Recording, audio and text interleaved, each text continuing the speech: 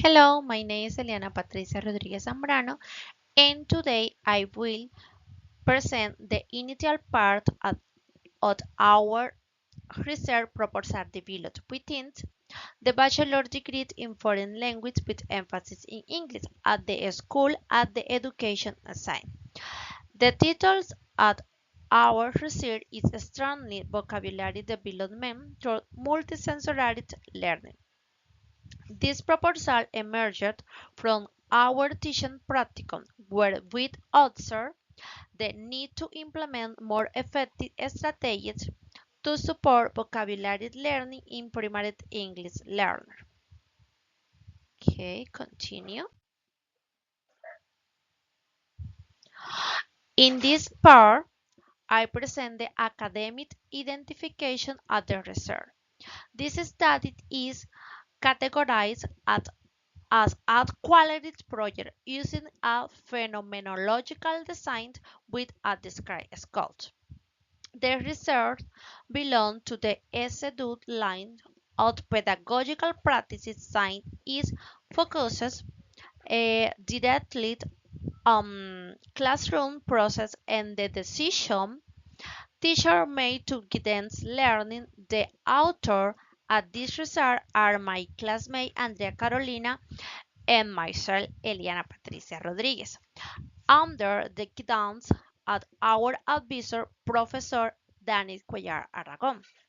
Finally, the key board submitted the core focus of the study multisensory learning, English vocabulary acquisition, primary school EFL, vocabulary retention, and qualitative research in education. Okay, continue. Mm.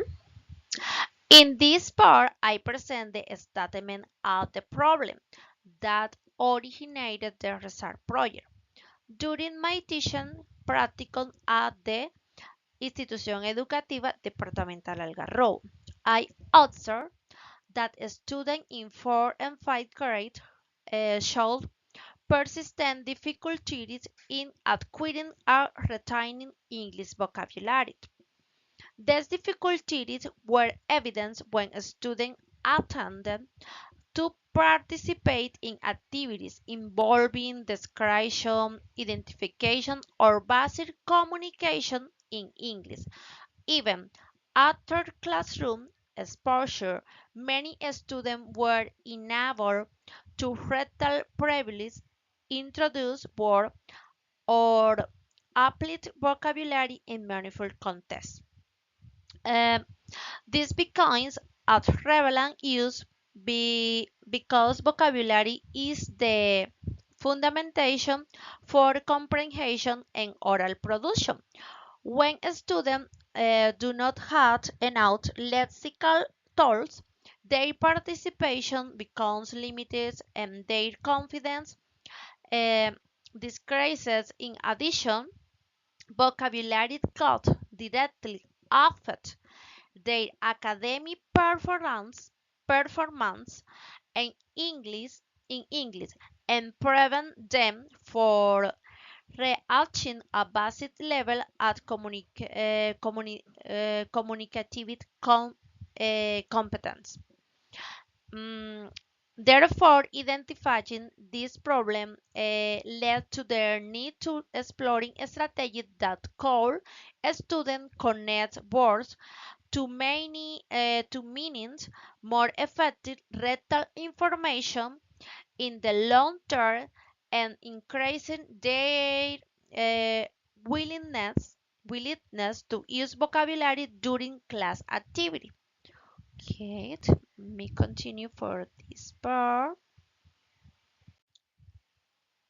Okay, in this part, I show the general objective of the study, which is the to strengthen vocabulary development through the implementation of multisensory learning strategies.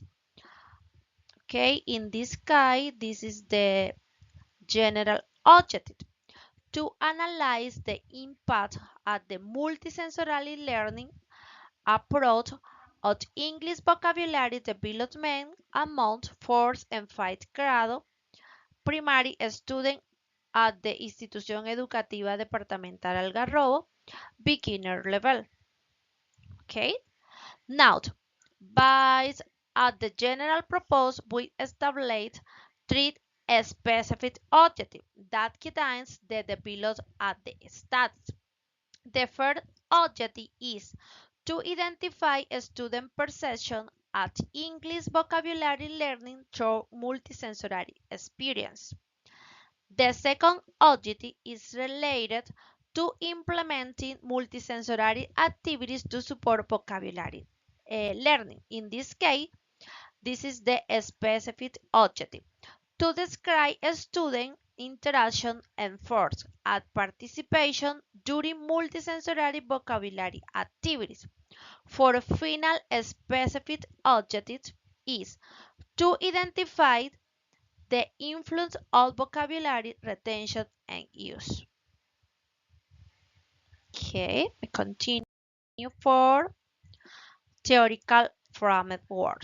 Okay, in this part, I present the theoretical foundation that support the research. This study is grounded in the three main theories that explain how multisensory strategies improve vocabulary development. Um, First, dual coding theory by Pivio states that using verbal and visual information strengthens memory pathways. Second course, experiential learning explains that learning improves when students are able to experience perform action and reflect on them. And finally, because kids' sociocultural theory highlights learning through interaction, scaffolding, and mediation together. These theories justify the use of sensory strategies to reinforce vocabulary learning. Okay. Okay, in this part, I present the literature review. The slides summarize previous findings related to multisensory learning. The literature indicated that multisensory environments support vocabulary retention, motivation, and meaningful use as language in adolescent, children, young learners. At the international levels, studies showed that when vocabulary is introduced through images, movement, and repetition, students experience a strong retention.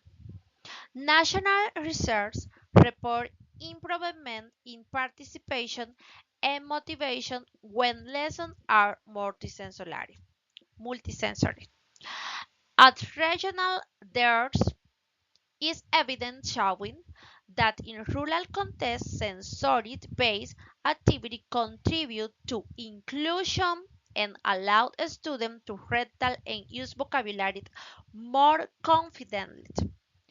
The conceptual match visual illustrate how sensory pathway, visual, auditory, and kinesthetic connect with vocabulary learning outcome. This concludes the introductory part. At the proposal, we present the justification, objectives, and theoretical fundamentation, theoretical base for these studies, statement of the problem. Now, I would like to give the floor to my partner, Andrea Carolina, how will continue with the methodology, discussion, conclusion, limitation, recommendation, and result at this research. Thank you.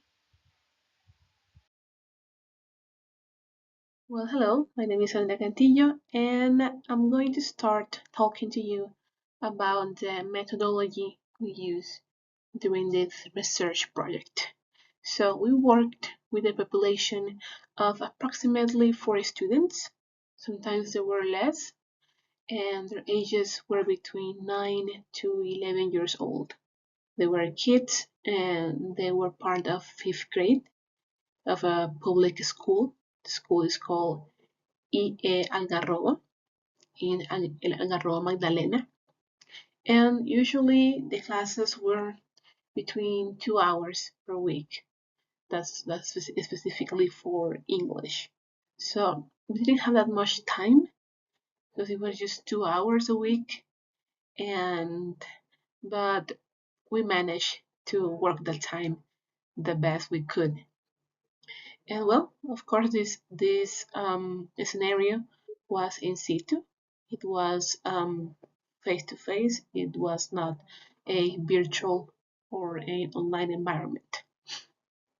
And for the class observation, we use different methods to analyze the student's reality, the student's ability, their behavior, the way they interacted with English, the way they interacted with their classmates, with the teacher, with the new knowledge they were being taught.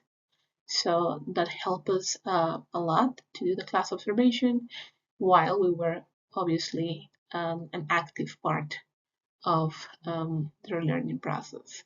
Well, and obviously we use field diaries to collect all the information related with the context, with the topics we were teaching each class, and with the reactions and the way the students were um, connecting with our class, and also the way we as teachers were developing during our teaching process.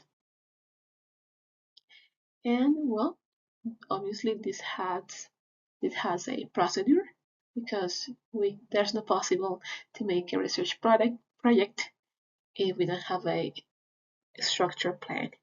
So first we communicated the school that we were going to do a research project in their school and that we needed to collect some information from the classes. And this is very sensitive because the students were kids, so we needed consent from the school and from the parents. Obviously, we didn't collect specific names. We just collected a very general information. We didn't collect any personal information like their names or take pictures of their faces, anything like that. Everything was kept very confidential and well, obviously to protect the kids, to protect their identities. But we have to do this process. We have to inform the school. We have to get their permission and the parents' permission, of course. And obviously, we also talk to the students to ask them how they felt being part of a research project. And well, when it comes to the instruments we applied, we use field diaries, as I mentioned before. We also did some recording. We try not to, film the students' faces. We usually did the recordings from the back of the class. And well, that was very useful because it helped us to rewind how the class was, because it's not that easy to remember every important detail in your mind. But it's good when you can watch the recording, you can remember, oh, this happened.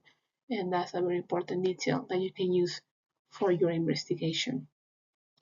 And well, all this information we were recording was being kept on a OneDrive folder, one OneDrive folder that was only accessible by me, teacher Eliana, and the um, tutor in charge of this practicum scenario. So only 3 people had actual access to all the documents we had, to all the evidence we had for the project. So that's how we we kept that information secure. And well, after we did the investigation, we took our conclusions, we kept this information, we organized it, and we shared our thoughts and our conclusions with the school and with the students, and obviously with their parents too. We told them how the kids were. We told them about special moments in the class. We told them about the results that I'm going to share with you later in the next few minutes. So here for the method design, we tried or we aligned it with the objectives. So I'm going to highlight two objectives specifically. So the first one is basically analyze the impact of the multisensory learning for these kids when it comes to learning English vocabulary, and especially because they're kids. So basically, we studied that, we collected information on the field diaries, as I mentioned earlier, and that definitely helped us to have a better idea of the impact.